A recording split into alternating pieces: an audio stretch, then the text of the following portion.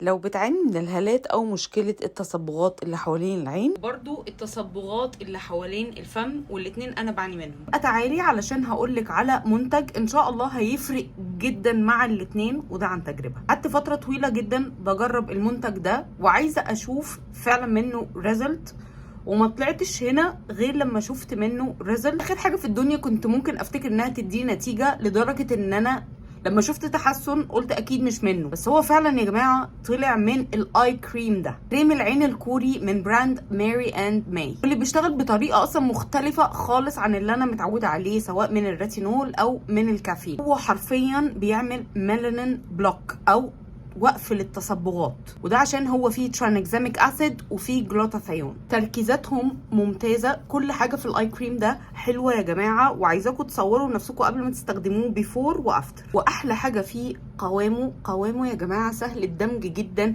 وهتلاقوا منه ترطيب حلو جدا سواء تستخدميه الصبح او بالليل. قعد معايا وقت كتير جدا مع اني بستخدمه لتحت عيني والحوالين بقي، وفعلا هتشوفي منه ريزلت، لدرجه ان انا لما لقيت منه النتيجه دي كنت بحطه حوالين شفايفي كمان وشفايفي نفسها. دخليه في الروتين بتاعك، استخدميه الصبح وبالليل، حطي صن بلوك الصبح، وان شاء الله هتشوفي منه نتيجه حلوه جدا. عايزه اقول لكم ان مفيش حاجه هتضيع التجاعيد او هتقضي على الهالات، بس في حاجات فعلا بتحسن في المنظر، وده منهم.